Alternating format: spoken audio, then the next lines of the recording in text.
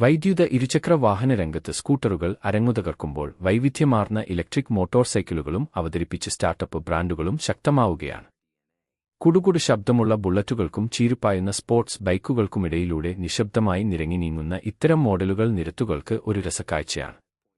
പക്ഷേ പെർഫോമൻസിന്റെ കാര്യത്തിലും ഇവരാരും മോശക്കാരല്ല കേട്ടോ.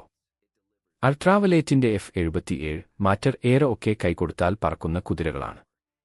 ഇക്കൂട്ടത്തിലേക്ക് റാപ്റ്റിയുടെ high voltage electric motorcycle, repeat high voltage electric motorcycle കൂടി കടന്നുവന്നാൽ സംഭവം എങ്ങനെയുണ്ടാവും?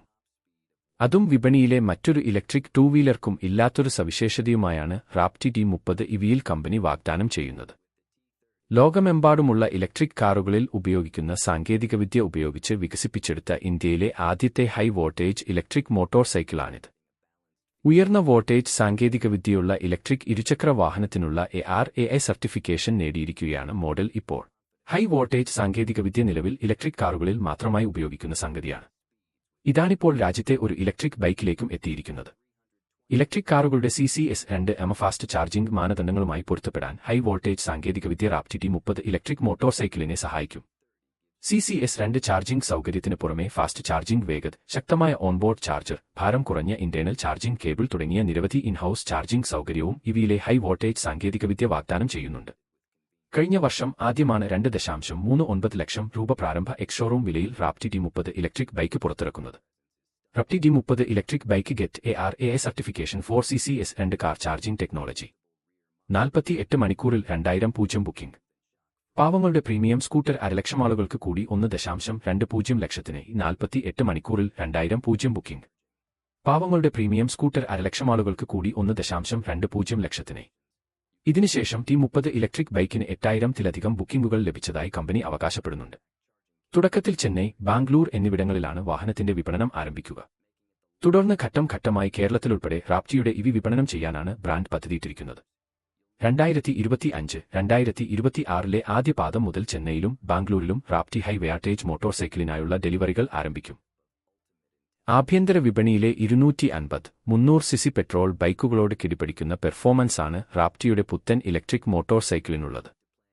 Horizon red, arctic white, mercury grey, eclipse black എന്നിങ്ങനെ 4 കളർ ഓപ്ഷനുകളിലാണ് T30 വിപണനത്തിനായി എത്തിച്ചിരിക്കുന്നതും. ഡിസൈനിലായാലും ആരെയും മോഹിപ്പിക്കുന്ന രൂപമാണ് ഇവയ്ക്കുള്ളത്. Raptee T30 electric bike gets ARAI certification for CCS2 car charging technology. പോക്കറ്റിൽ ഒതുങ്ങുന്ന വില, 5 വർഷം വാറണ്ടി. സിംഗിൾ ചാർജിൽ 110 കിമി. റേഞ്ച് തരുന്ന ഇന്ത്യൻ ഇലക്ട്രിക് സ്കൂട്ടർ. പോക്കറ്റിൽ ഒതുങ്ങുന്ന വില, 5 വർഷം വാറണ്ടി. സിംഗിൾ ചാർജിൽ 110 കിമി. റേഞ്ച് തരുന്ന Indian electric scooter. LED headlight, LED DRLുകൾ, LED ടെയിൽ ലൈറ്റുകൾ, രണ്ടറ്റത്തും ഡിസ്ക് ബ്രേക്ക് എന്നിവയെല്ലാം റാപ്റ്റി T30 ഇലക്ട്രിക് മോട്ടോർ സൈക്കിളിലെ പ്രധാന ഫീച്ചറുകളാണ്. ഓട്ടോമോട്ടീവ് ഗ്രേഡ് ലിനക്സ് പ്ലാറ്റ്ഫോമിനെ അടിസ്ഥാനമാക്കി കസ്റ്റം ബിൽറ്റ് ഓപ്പറേറ്റിംഗ് സിസ്റ്റത്തോടുകൂടിയ ഡിജിറ്റൽ ഇൻസ്ട്രുമെന്റ് ക്ലസ്റ്ററും ഇതിന് ലഭിക്കുന്നുണ്ട്.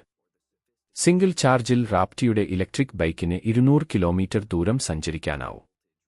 അതേസമയം യഥാർത്ഥ സാഹചര്യങ്ങളിൽ ഒറ്റ ചാർജിൽ 150 കിലോമീറ്റർ റിയർ വേൾഡ് റേഞ്ചാവും റാപ്റ്റിയുടെ T30 ഈ ബൈക്കിനുള്ളതെന്നും കമ്പനി വ്യക്തമാക്കിയിട്ടുണ്ട്.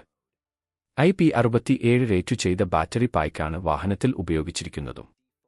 വെറും 3.5 സെക്കൻഡിനുള്ളിൽ 0 മുതൽ 60 കിലോമീറ്റർ വരെ വേഗത കൈവരിക്കാനാവുന്നതിനാൽ പെട്രോൾ ബൈക്കുകൾ ഇവന്റെ വരവിനെ സൂക്ഷിക്കേണ്ടിയിരിക്കുന്നു. 8 വർഷം അല്ലെങ്കിൽ 80,000 കിലോമീറ്റർ വരെ സ്റ്റാൻഡേർഡ് ബാറ്ററി വാറണ്ടിയാണ് ചെന്നൈ ആസ്ഥാനമായി പ്രവർത്തിക്കുന്ന ഇലക്ട്രിക് സ്റ്റാർട്ടപ്പ് ഇരുചക്ര വാഹന നിർമ്മാതാക്കളായ റാപ്റ്റി തങ്ങളുടെ ഏറ്റവും പുതിയ T30 ഇലക്ട്രിക് മോട്ടോർ സൈക്കിളിനായി വാഗ്ദാനം ചെയ്യുന്നത്. ചാർജിംഗിന്റെ കാര്യത്തിൽ ഇത്ര വേഗം കൈവരിക്കാനാവുന്നത് എന്തായാലും കൈയടി അർഹിക്കുന്ന കാര്യമാണ്. ഇലക്ട്രിക് കാറുകളുടെ ചാർജർ സപ്പോർട്ട് ചെയ്യുന്നതിനാൽ പബ്ലിക് ചാർജിംഗ് സ്റ്റേഷനുകളിൽ ബൈക്ക് ചാർജ് ചെയ്യാനുമാവും.